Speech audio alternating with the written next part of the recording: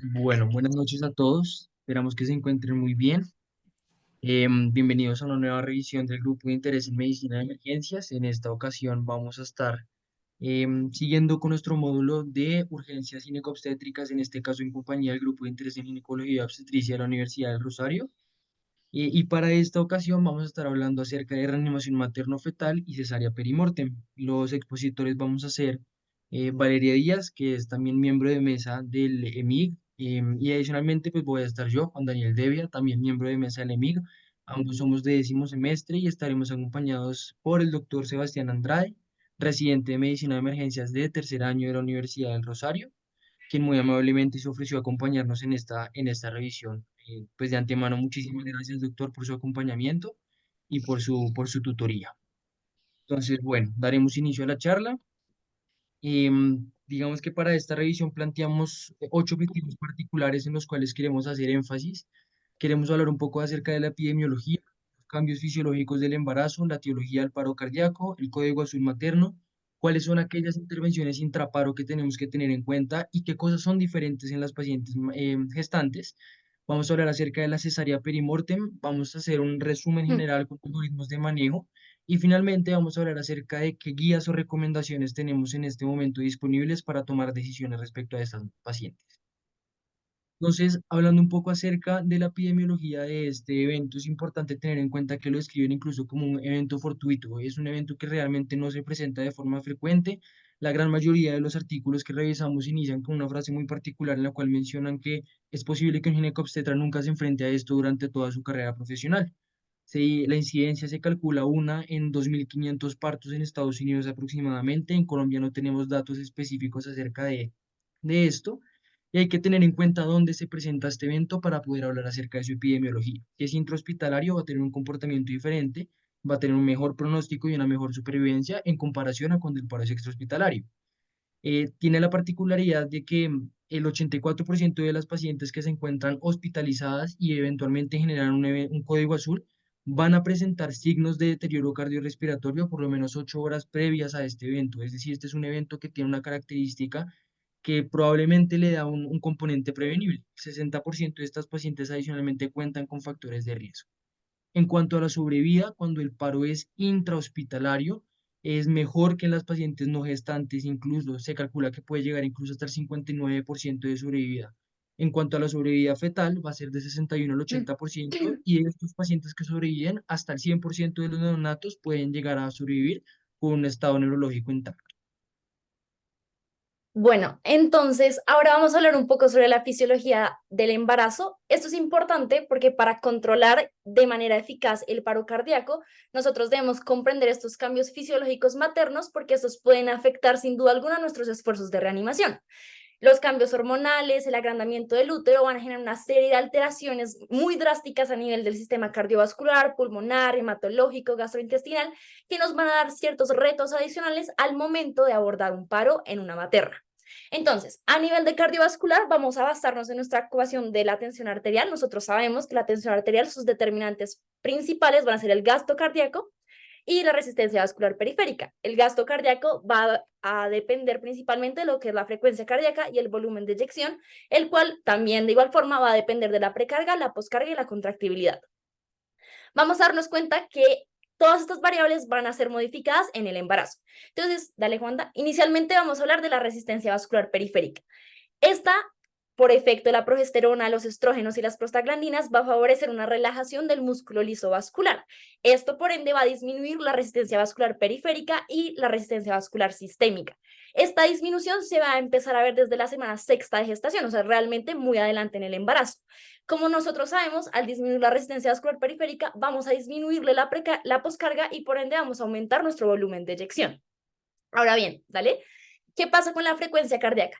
La frecuencia cardíaca en la materna va a aumentar. Se asocia que aumenta entre 20 a 30 latidos, 20% de los latidos o hasta 15 a 20 latidos por minuto. ¿Esto qué significa? Como tal, vamos a tener un aumento en la frecuencia cardíaca y nuestro gasto cardíaco pues va a ser un poco aumentado. Ahora, ¿qué pasa a nivel de la precarga? La precarga durante el embarazo va a aumentar, si quieres, dale, Juanda, y nosotros vamos a darnos cuenta que este volumen sanguíneo va a generar, pues, como tal, el aumento, pues, sí, como la cantidad de líquido que nosotros vamos a contar.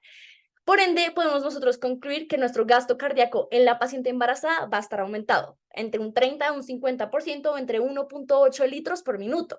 Este útero va a recibir casi que el 17% de todo este gasto cardíaco hacia el tercer trimestre de la gestación.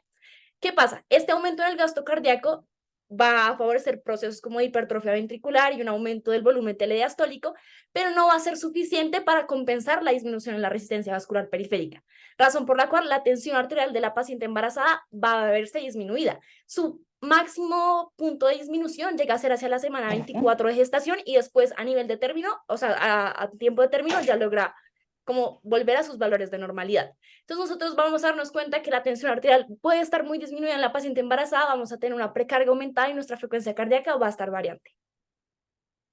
Dale. Acá es algo muy importante y creo que es de los fenómenos que ustedes más tienen que entender y tienen que tener en la cabeza a la hora de abordar el paro cardíaco en la mujer embarazada y es la compresión aorto-cava. Como ustedes pueden ver en esta foto, cuando la mujer embarazada a partir de la semana 20 le crece tanto el útero, genera pues como tal una compresión a estos dos vasos sanguíneos. Esto va a disminuirme el retorno venoso y me va a disminuir la precarga. Esto va a tener una repercusión muy importante porque me disminuye la tensión arterial y me va a bajar la frecuencia cardíaca. Por ende, al bajar todos estos determinantes, vamos a tener afectación en la perfusión, no solamente de la materna, sino también del feto y del útero. Esto es muy importante que esta compresión aortocava se ve mucho más exacerbada cuando la paciente gestante está en posición supina.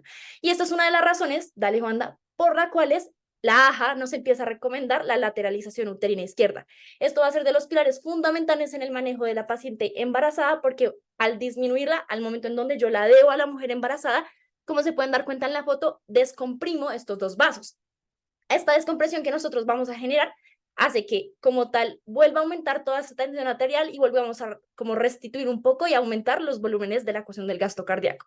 Entonces, igualmente más adelante vamos a hablar un poco más específico sobre cómo se realiza esta lateralización, pero pues para que la vayan teniendo en cuenta que va a ser de los pilares fundamentales en el manejo. Bien, sobre los cambios entonces a nivel del sistema respiratorio es muy importante tener en cuenta el comportamiento del diafragma durante la gestación.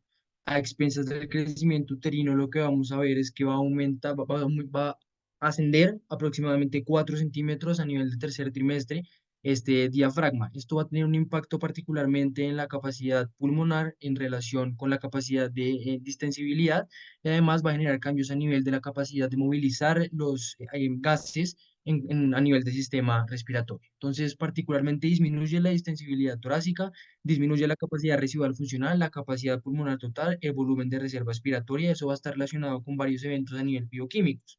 Esto relacionado con que disminuye la reserva de oxígeno que va a tener la materna disponible y la predispone a una descompensación respiratoria rápida y es importante tenerlo en cuenta particularmente para el escenario de la intubación orotraqueal.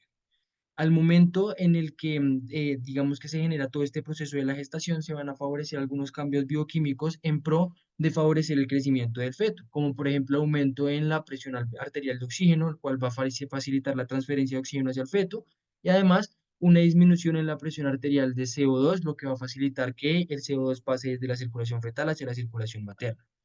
Sin embargo, pues todos estos efectos van a estar mediados por la progesterona, que va también a generar un efecto a nivel central, por medio del cual va a estimular la relación ventilación-minuto, y de esta forma, digamos que se va a favorecer este aumento en la presión arterial de oxígeno, ¿cierto? Esto va a tener unos cambios bioquímicos que van a ser evidenciables al momento de estudiar y analizar los gases arteriales. Particularmente las maternas van a mantener un estado basal de alcalosis respiratoria leve, el cual va a estar compensado adicionalmente pues con un aumento en la excreción del bicarbonato para poder favorecer el hidróxido básico. El aumento en la progesterona también va a tener unos cambios particulares en la vía aérea superior de forma importante, dados por congestión, edema y además hiperemia, el cual va a hacer que la mucosa sea mucho más friable y además sea más susceptible a lesiones que pueden terminar en sangrados importantes. Bueno, entonces ahora vamos a hablar sobre la parte hematológica y acá hay dos componentes muy importantes. La mujer embarazada tiene un aumento en las concentraciones de eritropoyetina y por ende va a generar un aumento en los glóbulos rojos. Pero por otro lado, también la mujer embarazada tiene un nivel elevado de aldosterona. Esto como favorece o aumenta el agua corporal total y el volumen plasmático que va a tener la paciente embarazada. De hecho, se cree que, pues, lo que muestra la evidencia es que hay un aumento del volumen plasmático del 15% hacia la semana 12 de gestación y hasta un 50% en el tercer trimestre. ¿Qué pasa? Esta relación entre los aumentos de glóbulos rojos versus el componente de agua plasmática es una relación desproporcional. Es decir, vamos a tener un aumento mucho más significativo del agua que lo que tenemos de glóbulos rojos. Razón por la cual es que la mujer embarazada le sufre, o sea, padece de una condición que es conocida como la anemia dilucional o la anemia relativa del embarazo. ¿Cuál es el problema de esto? En último momento, lo que me favorece esto es una disminución de la presión oncótica que puede ayudarme o contribuir a un agotamiento del volumen efectivo intravascular, y situaciones de anemia grave pues predisponen una complicación importante a nivel del paro. Adicionalmente, si quieres, dale. Como nosotros veamos en la charla de ACV, el embarazo per se es un estado protrombótico. La coagulación se ve aumentada porque tenemos un aumento de los factores de coagulación, como lo son el 7, el 8, el 9, el 12, el fibrinógeno, el factor de von Willebrand, y todo esto me favorece que la mujer sea mucho más propensa a tener estos coágulos. Razones, ya vamos a ver más adelante, esto es una de las etiologías del paro cardíaco que tenemos que tener en cuenta, los trombos y las embolias. Bien, respecto al sistema gastrointestinal, es importante tener en cuenta que la progesterona va a generar un retardo en el vaciamiento gástrico y además aumenta el tiempo de tránsito gastrointestinal. Esto también va a estar asociado a una relajación del esfínter esofágico inferior y adicionalmente pues va a haber un desplazamiento de todas las estructuras intraabdominales y particularmente el estómago va a sufrir este desplazamiento también hacia arriba. Esto favorece la posibilidad de presentar reflujo gastroesofágico, esofagitis y además aumenta el riesgo de broncoaspiración. Esto es muy importante en el escenario de la reanimación y adicionalmente en el escenario de la intubación orotraqueal, tenerlo en cuenta. Listo. Entonces, todo esto para que ustedes se lleven estos 4 mensajes claves en el momento de pensar en la fisiología materna. Primero, el útero aumenta y genera una compresión aortocava. Esto disminuye la precarga y hace que la mujer embarazada sea propensa a tener hipotensión y bradicardia, grandes problemas que tendríamos en el momento del paro. Adicionalmente, tenemos una disminución en las reservas de oxígeno y es a que la mujer embarazada sea propensa a una descompensación rápida en cuanto a sus parámetros de oxígeno. Razón, esto hace que nosotros tengamos que ser muy efectivos y hacer intervenciones rápidas y de alta calidad en el manejo de la vía aérea de estas pacientes. La anemia grave, sin duda alguna, puede complicar el paro cardíaco. Esta reducción del oxígeno adicional, pues complica toda esta situación. Y adicionalmente, por el retraso en el vaciamiento gástrico y esta relajación del esfínter interno, tendríamos un mayor riesgo de aspiración. Entonces hay que tenerlo en cuenta en el momento de asegurar la vía aérea de estas pacientes. Bueno, la siguiente pregunta que nos tenemos que responder es: ¿por qué una mujer embarazada entra en paro? ¿Cuáles son esas etiologías que yo tengo que pensar en el momento de después hacer la intervención para poder revertir ciertas causas o tomar ciertas medidas adicionales? La razón del colapso circulatorio maternal la podemos entender por las causas obstétricas o las afecciones médicas generales. Sin embargo, la AJA del 2015 nos propone esta mnemotecnia que es de la A a la H, en donde uno va pensando en cada letra y pues va mirando las posibles causas. Entonces, en cuanto a la A, en un primer momento tenemos la anestesia, complicaciones asociadas a este procedimiento, desde problemas al momento de la intubación, desde bloqueos intratecales de novo, desde colapso cardiovascular asociado a la recarga epidural o intoxicación por, no sé, anestésicos locales, hipotensión, depresión respiratoria, hay que tener en cuenta y es secundario a la anestesia que se le pone a las maternas. También la otra hace referencia a los accidentes. La mujer embarazada, pues que tiene un contexto pues de un trauma o de pronto de un suicidio, hay que tenerlo en cuenta. En cuanto a la B, que significa bleeding, acá es importante el código rojo, lo que veíamos nosotros en la charla pasada, es una causa de paro en el embarazo. También tenemos otras causas de sangrado, como lo pueden ser coagulopatías, acretismos placentarios. Bueno, ahí les dejamos la lista para que los vayan revisando. En cuanto a la C, tenemos el componente cardiovascular, arritmias, infartos, disecciones aórticas o problemas pues, cardiovasculares que predispongan una etiología de paro. En cuanto a las D, que es drugs, acá es importante los medicamentos. La oxitocina es un medicamento que muy comúnmente se usa pues, en el embarazo y esta puede ser una causa de paro.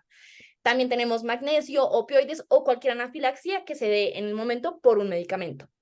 En cuanto a la E, tenemos el embolismo. Acá pensan en el tromboembolismo pulmonar o el embolismo del líquido amniótico, que lo veíamos también en la semana pasada en la charla. En la F tenemos la fiebre, que acá es importante si la mujer embarazada tiene sepsis, de pronto puede hacernos pensar por esa causa como el paro. La G hace referencia a las causas generales, las 5 Hs y las 5 Ts que nosotros normalmente conocemos, también hay que pensarlas en este momento. Y la H, súper importante, trastornos hipertensivos del embarazo son causales de paro, es importante ver las preeclampsias con criterios de severidad, la eclampsia, el síndrome de Helms, intentar pues abordarlo y pensarlo como posible etiología. Respecto a las causas cardiovasculares, pues quisimos hacer un apartado particular en cuanto a la frecuencia de las arritmias en las pacientes gestantes. Esto particularmente para hablar acerca de los ritmos de paro más frecuentes y la sobrevida que presenta cada uno de estos. Este estudio del JAC de 2022 analiza básicamente cuál es la frecuencia de presentación de las arritmias en las pacientes gestantes y lo que nos dice son dos cosas importantes. Lo primero es, las pacientes gestantes que presentan más complicaciones cardiovasculares, particularmente asociadas con arritmias, son aquellas que tienen una mayor edad y que cuentan con una suma de factores de riesgo al momento de presentar su gestación. Esto particularmente lo vemos en la primera gráfica que está titulada con la letra A, en la cual nos muestran que aproximadamente el grupo que tiene entre 41 y 50 años de edad son las que más frecuencia de complicaciones arrítmicas presentan. Por otro lado, lo que podemos ver también es que la arritmia más frecuente que se puede presentar en estas maternas es la fibrilación auricular, pero siempre hay que tener en cuenta que también se puede presentar taquicardia ventricular. Y pues en cuanto a las causas de mortalidad, lo que más vemos es que la taquicardia ventricular va a ser la que más va a estar relacionada con la mortalidad, con todas las causas de mortalidad materna. Y en cuanto a las complicaciones materno-fetales, una vez más sería o la fibrilación auricular o la taquicardia ventricular. En cuanto a los ritmos de paro más frecuentes, va a ser la actividad eléctrica sin pulso en el 51% de las pacientes, la asistolia en el 26% y fibrilación ventricular o taquicardia ventricular sin pulso en el 12% de las pacientes. Y en cuanto a la supervivencia, los ritmos desfibrilables presentan una sobrevida del 37,3%, mientras que los desfibrilables una sobrevida del 33%. Y ahora hablando un poco acerca de esas causas generales que mencionaba Valeria, es muy importante saber que estas causas pueden ser traspoladas al escenario del embarazo particularmente. Entonces, fíjense que esta tabla lo que hace es relacionar aquellas H y Ts con los eventos particulares de la gestación que pueden llevar a estos mecanismos fisiopatológicos. Voy a mencionar dos para tener una idea general acerca de cómo funciona esto. Particularmente en el escenario de la hipotermia, debemos relacionarlo con la hemorragia obstétrica masiva asociada a una politransfusión. Y en cuanto al escenario de la acidosis, pues pensar en la preeclampsia severa y en el choque hemorrágico, que son dos eventos absolutamente frecuentes en este grupo de pacientes.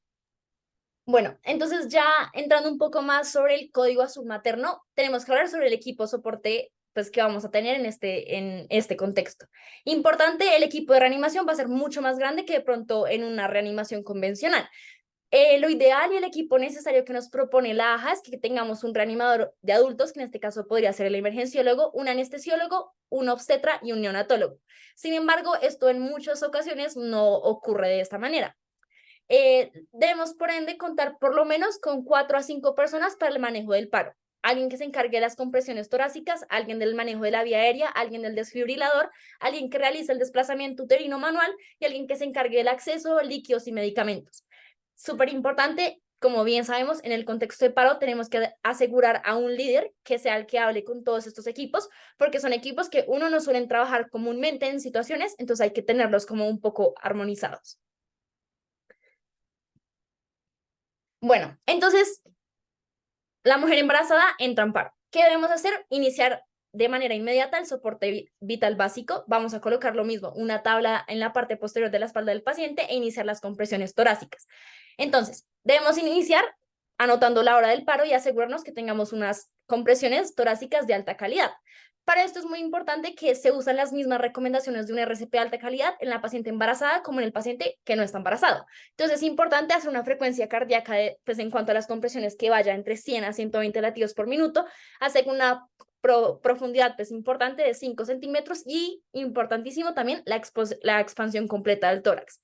La frecuencia va a ser 30 a 2, debemos minimizar las interrupciones que sean menos de 10 segundos y si el paciente pues no, pues tengamos que ponerle la tabla atrás para que sea una superficie dura y poder asegurar pues las compresiones de alta calidad. ¿Dónde vamos a colocar la mano para hacer las compresiones? En el mismo lugar que lo hacemos en el paciente que no está embarazado. Vamos a colocar el talón de la mano sobre el esternón y la otra encima de esta mano y hacer las compresiones de manera adecuada.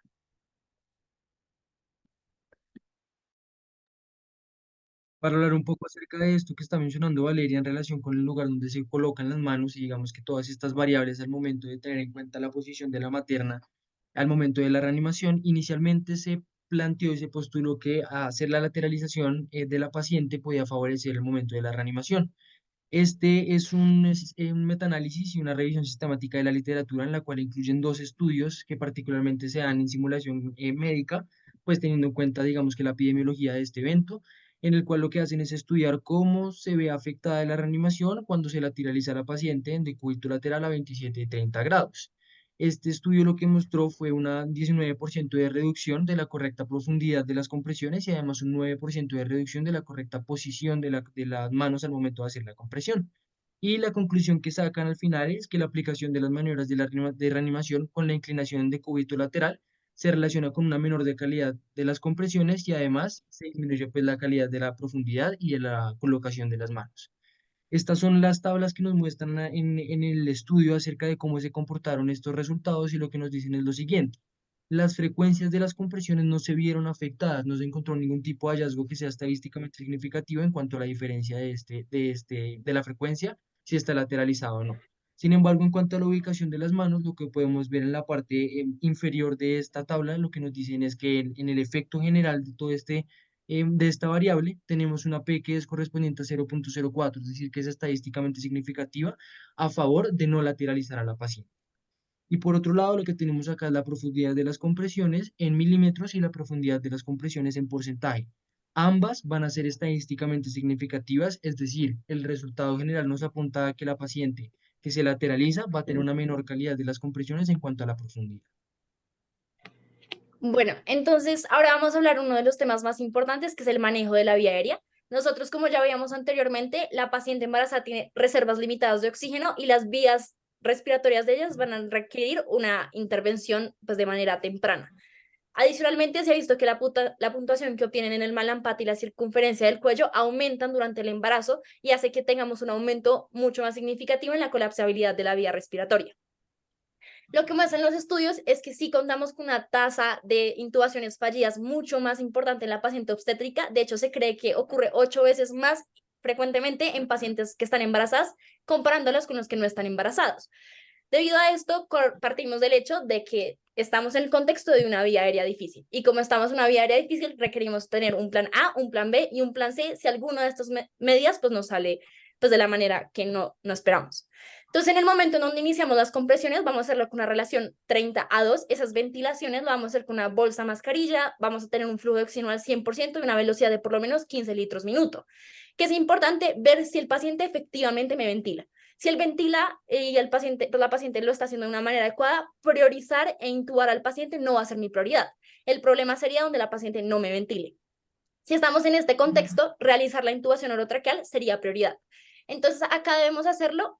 Idealmente se recomienda que se pueda hacer la intubación sin detener las compresiones, pero pues la idea sería que el personal calificado más experimentado sea quien realice pues la intubación. Acá, importante en la tabla que nosotros vemos ahí en la diapositiva, está el tamaño del tubo. Nosotros vamos a usar un tamaño del tubo que va a ser menor con respecto a los de otros pacientes. El tubo que recomiendan las pacientes gestantes es entre 6 a 7 milímetros.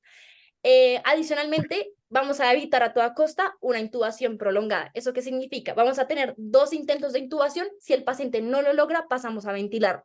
Y lo pasamos a hacerlo con dispositivos supraglóticos. La recomendación es que estos tengan drenaje esofágico para evitar el riesgo de neumonitis o regurgitaciones. Si el paciente no logra intubarse y no está ventilando, en este momento estamos en una vía aérea que no es intubable ni tampoco ventilable. Y es razón por la cual deberíamos en ese momento considerar una vía aérea de emergencia invasiva, como sería la cricopercutánea. Acá como hallazgos adicionales, la capnografía va a sernos muy útil, acá lo podemos ver resaltado en la tabla, de esto la idea sería contarlo para mirar qué también se está haciendo pues la RCP, mirar si estamos bien como colocados el tubo y adicionalmente evaluar cuando tengamos retorno a la circulación espontánea en los pacientes. Bien, entonces en cuanto a las recomendaciones que nos dan para vigilar todo este manejo de la vía aérea, pues particularmente nos dicen no utilizar la compresión cricoidea al momento de intentar la intubación orotraqueal, ya que se ha demostrado que no mejora el rendimiento de la intubación y por el contrario puede reducir la capacidad de ventilación de estas pacientes. Por otro lado, la capnografía definitivamente va a ser el gol de estándar por medio del cual vamos a estar valorando la efectividad, digamos que de todo este proceso de la reanimación cardiopulmonar, en este caso con tres objetivos: la verificación de la calidad de las compresiones, la verificación de la adecuada colocación del tubo y la evaluación del retorno a la circulación espontánea. En cuanto a las metas que vamos a vigilar por medio de la capnografía en este escenario sería mantener este flujo de CO2 mayor a 10 milímetros de mercurio de forma continua, que el incremento abrupto del CO2 también se presente en 10 milímetros de mercurio aproximadamente. Esto nos va a hablar acerca de retorno a la circulación espontánea y adicionalmente que exista un incremento progresivo de este CO2 y que eventualmente supere el umbral de los 10 milímetros de mercurio para poder hablar de que estamos haciendo una reanimación adecuada. Al momento de tener el paciente ya intubado, la idea es que vamos a ventilarlo de una forma precisa y es hacerle ventilación 8 a 10 por minuto. ¿Esto con qué objetivo? Con el objetivo de evitar hiperventilación. ¿Por qué? Porque la hiperventilación se va a asociar con vasoconstricción, eso va a reducir el retorno venoso y eso va a traducirse también a una menor irrigación al útero y al cerebro, afectando tanto a la materna como al feto. Bueno, como les veníamos diciendo, la lateralización uterina izquierda va a ser de los pilares fundamentales. ¿En quién las vamos a realizar? ¿Cuál es nuestra indicación? Se va a realizar en toda gestante en donde logremos palpar el útero arriba de la altura del ombligo. Si la paciente cuenta con esta indicación, se debe realizar la lateralización.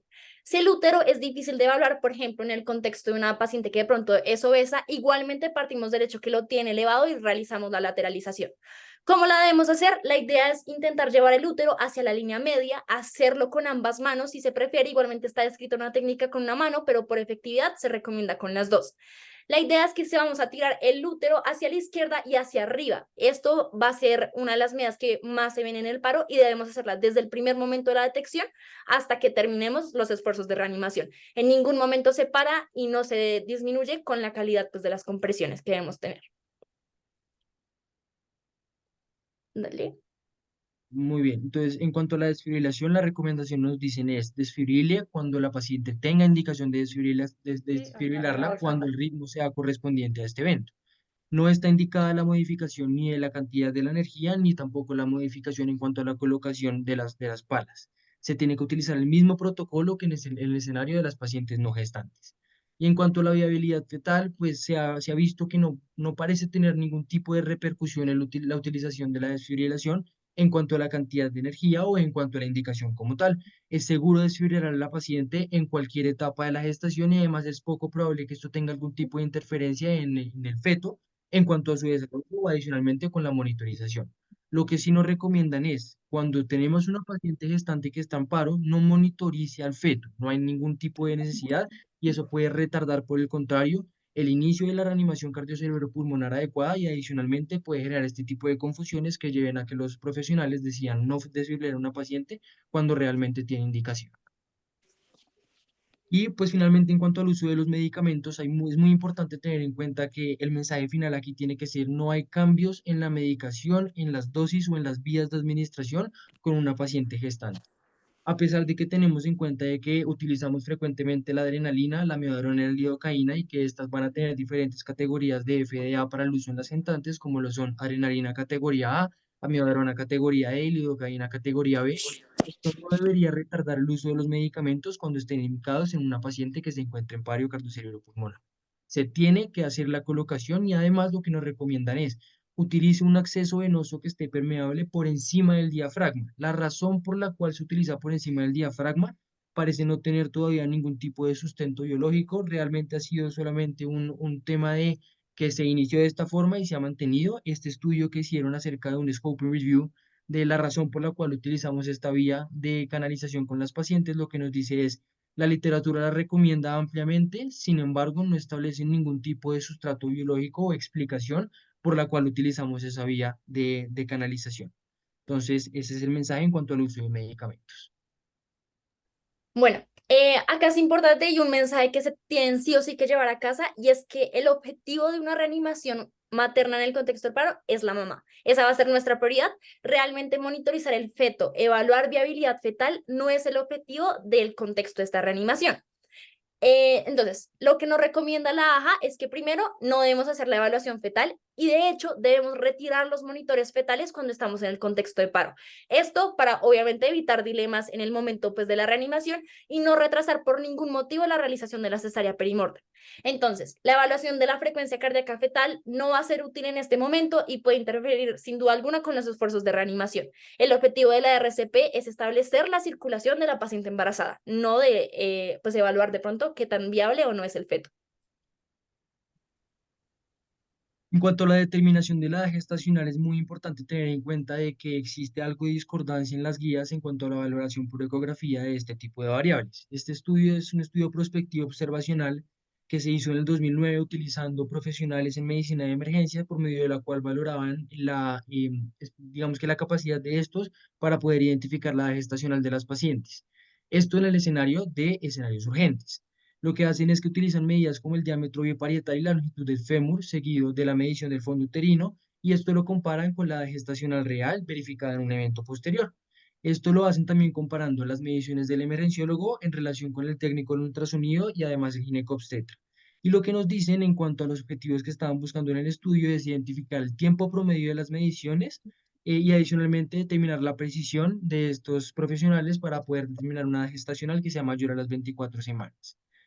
Lo que nos dice ese estudio finalmente es que la capacidad de los profesionales en medicina de emergencia para poder identificar la edad gestacional de los pacientes, específicamente cuando es mayor a 24 semanas de gestación, es muy buena y es comparable con la de un técnico en ultrasonido o con un profesional en ginecobstetricia. Y finalmente lo que nos dicen es la sensibilidad y la especificidad de cada una de estas variables. Lo mejor que tenemos disponible en este momento sería la medida del diámetro biparietal, que sería el 98,4% en cuanto a la sensibilidad, y además una especificidad del 93,9%. Y lo que vemos es que la altura de fondo uterino no va a ser, digamos que la variable más precisa, sin embargo, es la única variable clínica que tenemos para poder tomar decisiones. Vale aclarar que esto no es un punto crítico al momento de generar todo el proceso de la reanimación cardiopulmonar. Esto es únicamente una de las medidas que deberíamos tener en cuenta en caso de que se vaya a aplicar la cesárea perimortem. Pero el objetivo es aplicarle reanimación adecuada a la materna. Bueno, entonces ahora vamos a hablar uno de los temas de pronto más relevantes, que es la cesárea perimortem.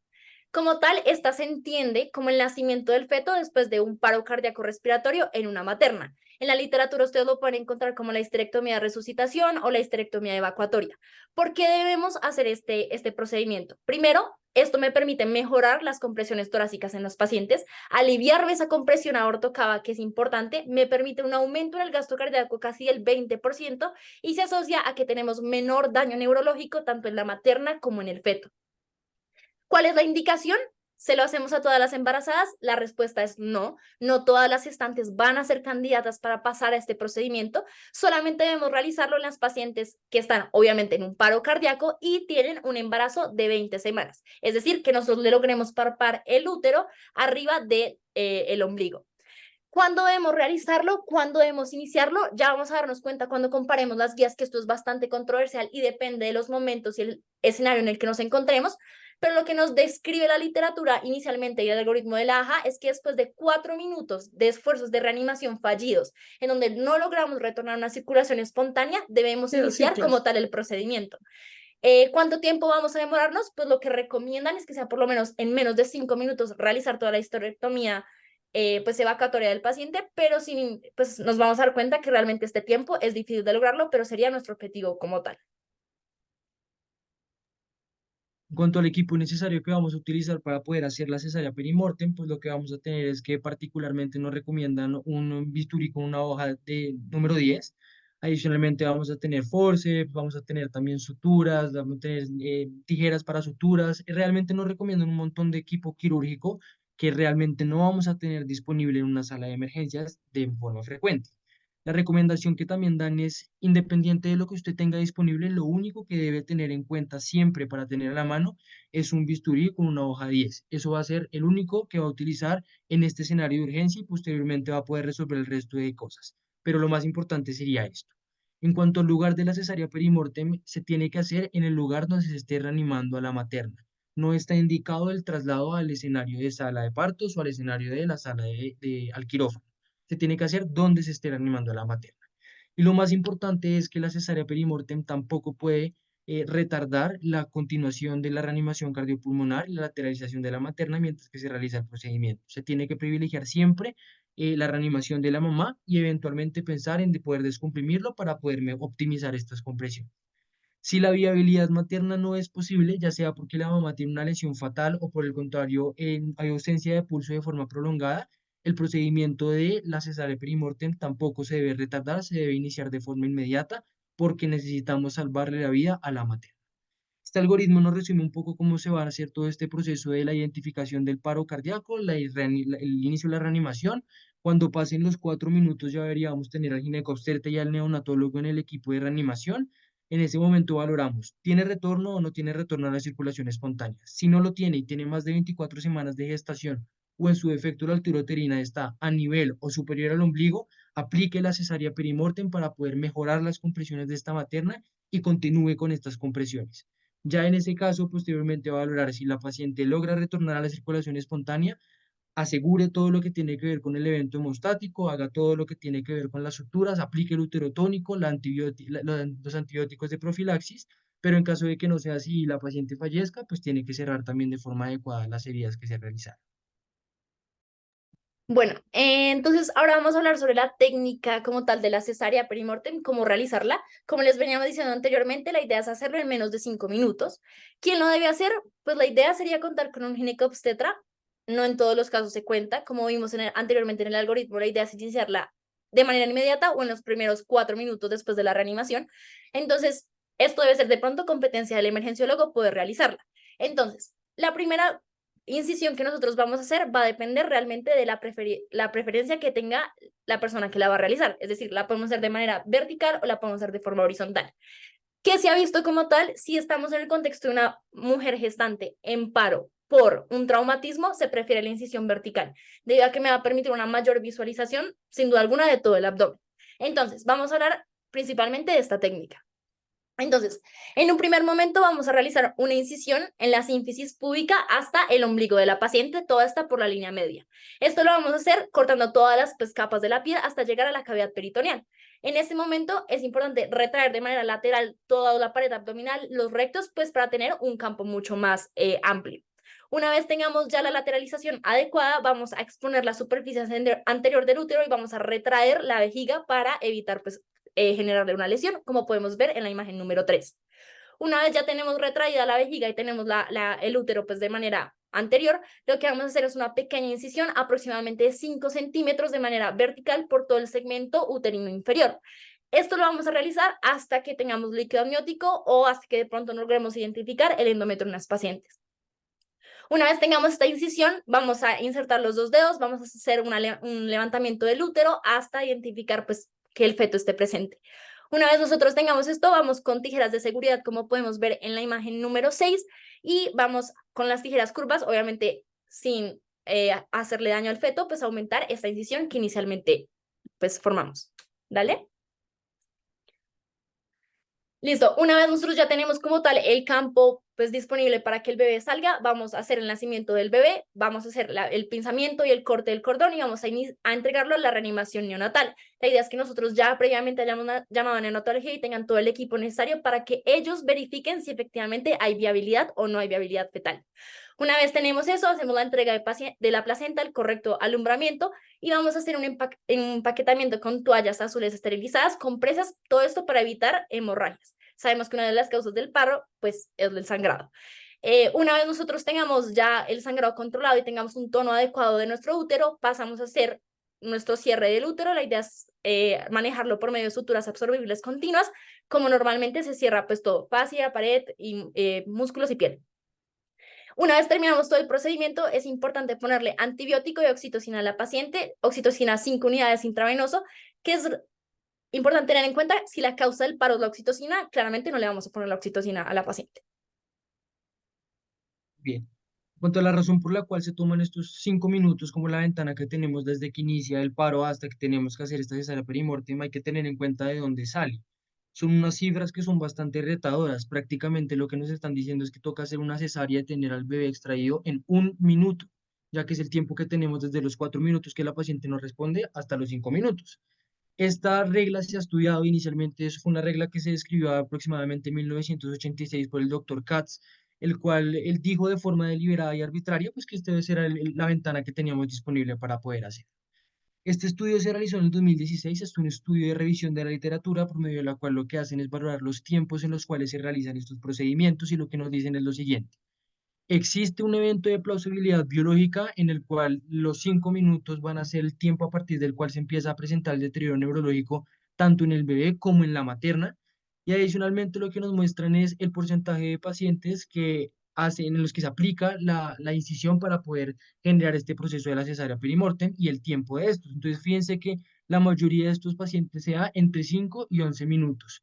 Sin embargo, la conclusión del estudio es que únicamente el 10% de los eventos de paro cardíaco materno han presentado una incisión antes de los 5 minutos. El resto, todos son después de los 5 minutos y los pacientes suelen tener desenlaces, pues digamos que deleterios en cuanto a esta temporalidad. Bueno, siempre vamos a realizar cesárea perimortem o existe la posibilidad de hacer un parto vaginal. Lo que nos recomienda la AJA es que de pronto hay situaciones en las que sí podríamos realizar un parto vaginal, que sean frecuentes, no lo son, y por ende hacemos la cesárea perimortem con mayor frecuencia.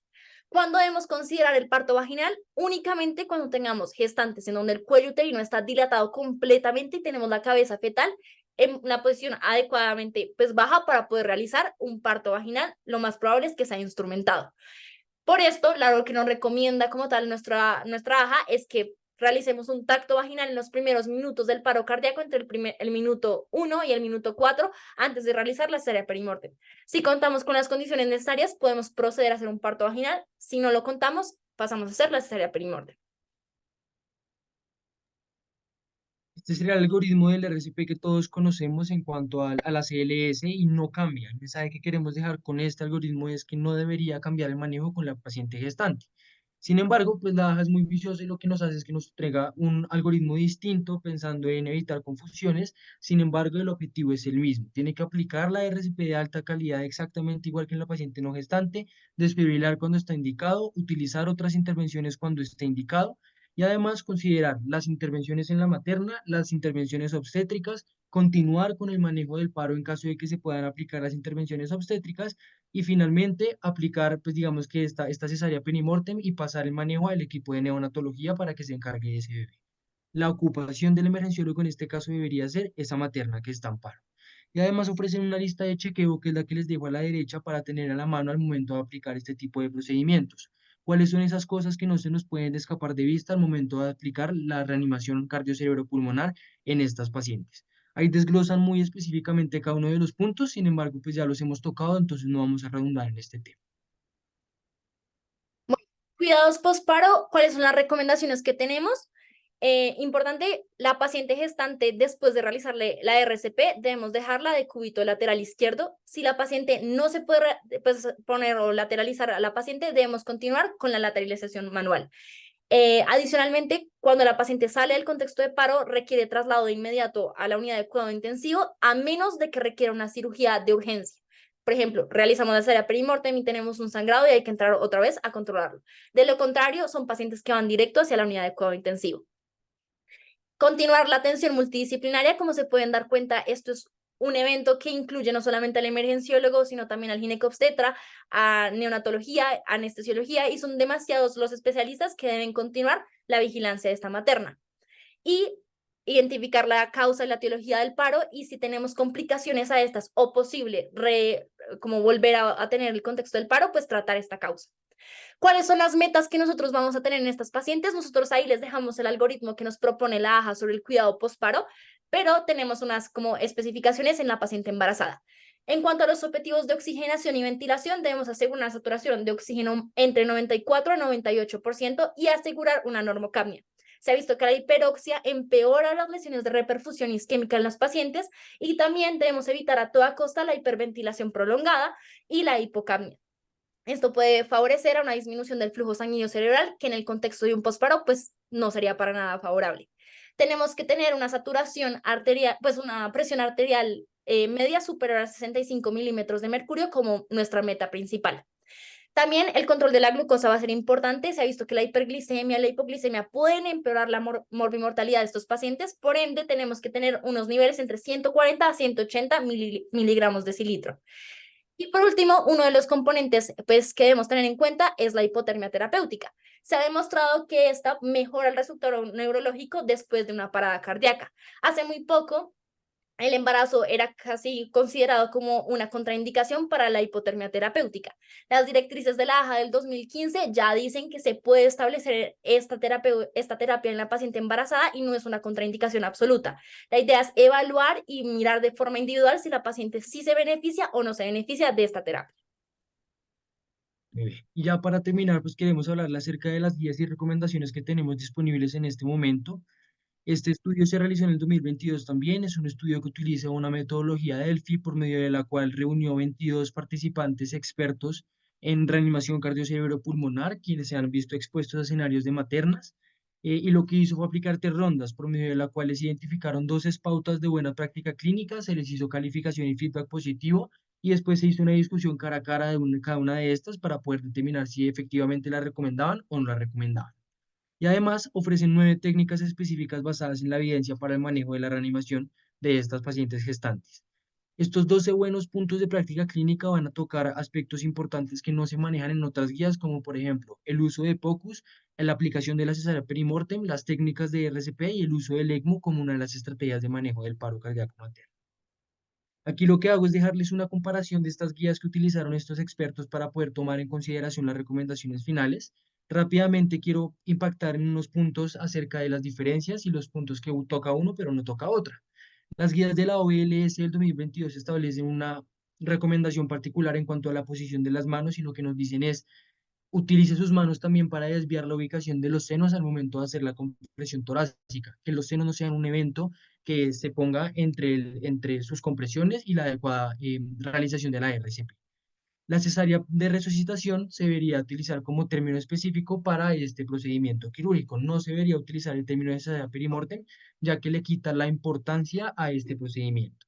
En cuanto a diferencias importantes, tener en cuenta que el 2022 nos dice, considere la cesárea perimortem cuando hayan pasado 4 minutos y no haya retorno a la circulación espontánea.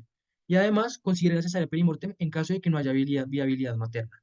Sin embargo, en el 2022 la OLS lo que nos dice es, considere la realización de la cesárea de reanimación siempre y cuando la paciente esté a término y adicionalmente tenga una altura uterina que sea mayor o superior igual o superior al ombligo y además presente un ritmo no desfibrilable. Ellos no nos dicen espere los 4 minutos y aplíquela. No, nos dicen, se aplican estos criterios, haga de forma inmediata la cesárea de reanimación. Y además, la AJA nos dice, en cuanto a la temporalidad para la cesárea perimortem, se pueden considerar factores como la causa del paro, la función cardiovascular materna, la edad gestacional y los recursos disponibles para retardar el momento de la aplicación del evento quirúrgico. Finalmente, aquí, pues para tener en cuenta, la AJA en el 2020 nos recomienda el uso del manejo térmico en las pacientes gestantes, particularmente cuando persisten comatosas después del periodo posparto. Y adicionalmente nos dicen, si va a aplicar esta terapia de hipotermia, continúe la monitorización y hágalo de forma estricta para identificación de bradicardia y sufrimiento fetal. Sin embargo, en el 2022 ya no nos hablan acerca de este manejo de la temperatura. Bueno, y como les comentábamos, de ese consenso de expertos salieron 12 puntos de buena práctica clínica. De estos les traemos los 6 más relevantes que deben tener en cuenta. El primero, la cesárea perimortem debe realizarse de manera inmediata en pacientes que tengan un útero mayor a la altura del ombligo y que tengan un ritmo de paro no desfibrilable. Si no es desfibrilable el ritmo, pasamos de una vez a hacer la cesárea perimortem. Si el ritmo es desfibrilable, priorizamos la desfibrilada y esperamos los 4 minutos para intentar retorno a la circulación espontánea y de no lograrlo, iniciamos con la cesárea perimortem. La segunda recomendación es sobre el uso de ketamina. Esto lo vamos a usar como anestesia o analgesia en pacientes que tienen retorno a la circulación espontánea y se les realizó una cesárea perimortem. Ese sería nuestro medicamento que utilizaríamos en el contexto. La tercera recomendación es que si tenemos o estamos trabajando en una institución en donde contemos con la disponibilidad de ECMO, debemos considerarlo como una alternativa terapéutica en pacientes que tienen un RCP refractario a todas las medidas que anteriormente realizamos. Si lo contamos, debemos considerarlo. La siguiente recomendación es sobre el uso de POCUS. Dicen que el POCUS debe estar o debe empezar a usarse en el contexto del paro cardíaco materno, no solamente para mirar medidas de reanimación, sino importante para identificar el embarazo intrauterino y la determinación de la edad gestacional antes o después de hacer todos los procesos de reanimación, específicamente la cesárea perimortem.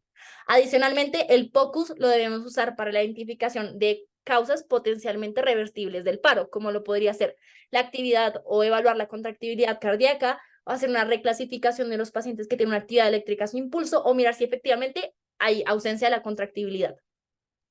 El POCUS, si bien es una medida que vamos a empezar a implementar y sería muy útil en este contexto, no debe por ninguna razón interferir con la RCP o realizarse la cesárea perimortem. Lo usaríamos como ayuda, pero no sería pilar en el manejo, pues inicialmente que nos proponen los algoritmos.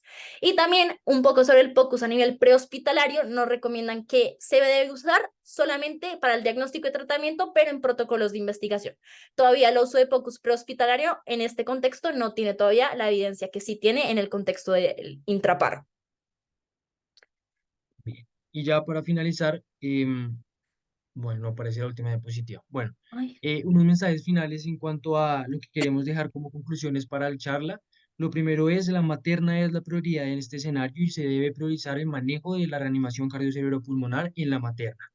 No se nos puede olvidar el desplazamiento manual del útero hacia el lado izquierdo porque esto va a mejorar la calidad de las compresiones y además va a mejorar el estado hemodinámico durante la reanimación. Adicionalmente, estar siempre preparado para hacer la cesárea perimortem y recordar que no necesitamos ni un quirófano, ni una sala de partos, ni instrumentales quirúrgicos. Necesitamos un bisturí con una hoja número 10. Adicionalmente, priorizar la desfibrilación de la paciente va a ser uno de los objetivos particulares. Manejar a la paciente en cuanto al componente farmacológico exactamente igual a cualquier paciente no gestante en escenario de paro. Y adicionalmente, pues no olvidar las bases de la CLS que van a ser finalmente el objetivo principal de este manejo. Pues eso sería lo que queríamos compartir con ustedes. Muchas gracias a todos por su atención. Y bueno, no sé si tengan alguna pregunta. La idea es que aquí contamos con varios pues, expertos en el tema que nos podrían ayudar o de pronto si tienen alguna duda que haya quedado. Pueden mandarla por el chat, abrir el micrófono, como se sientan más cómodos o algún comentario.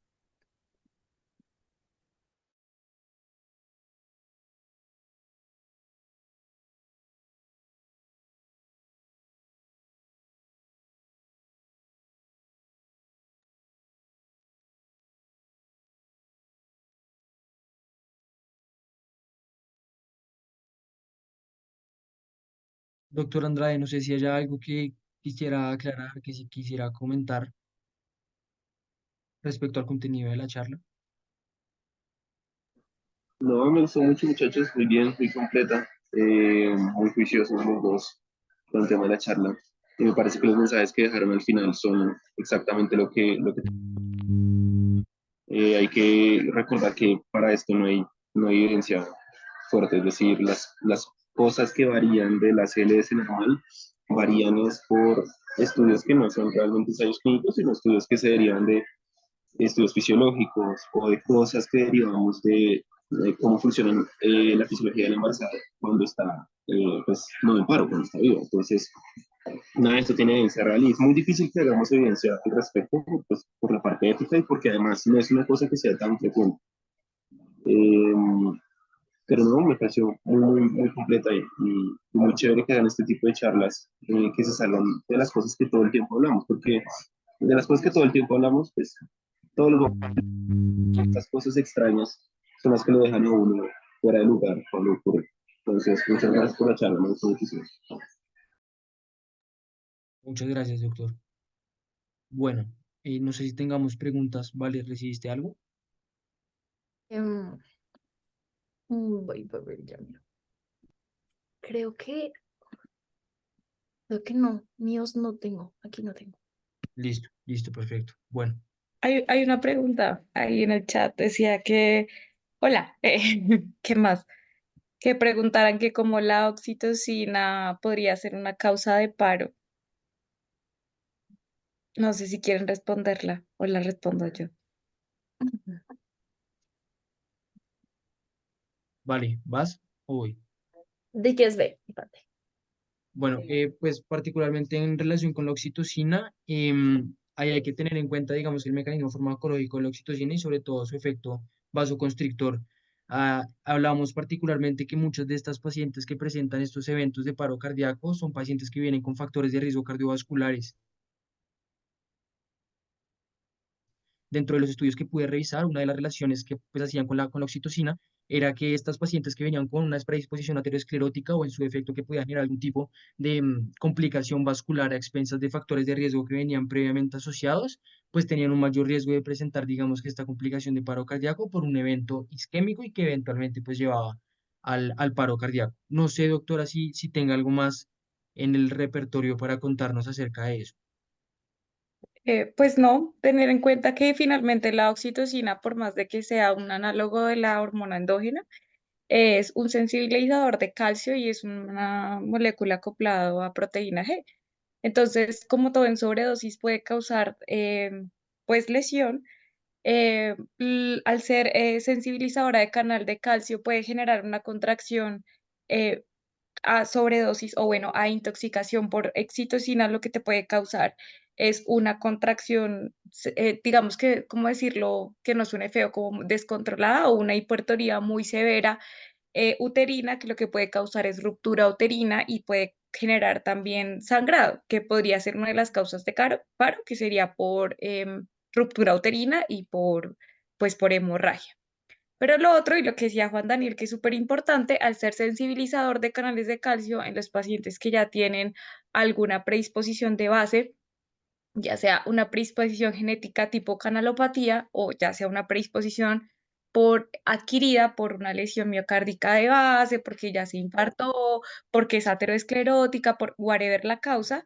Entonces, se les ponen estos sensibilizadores que usualmente no son en las dosis normales. O sea, una paciente que le pongas la dosis normal controlada de oxitocina no les va a pasar, les pasas por la dosis mal puestas que usualmente ocurre es porque las mezclas las hacen mal hechas. Y entonces ahí es cuando hacen el paro asociado por oxitocina. Tienes el primer golpe que es el factor de riesgo y el segundo golpe que haces mal la mezcla y haces el paro. Es una serie de eventos desafortunados, pero puede pasar y uno tiene que estar preparado para eso. Es como los eventos en los que eventualmente podría suceder y en los que más que todo están descritos, pero no es que por la dosis normal te pueda ocurrir, es raro. Y las que ocurre también es porque pueden hacer hipersensibilidad a la oxitocina más que todos los excipientes, porque esos estaban con etilenglicol y no me acuerdo qué otro excipiente, pero también pueden hacer hipersensibilidad a eso. Perfecto. Gracias, doctora. Y ya para finalizar, yo le tengo una doctora, una pregunta, doctora.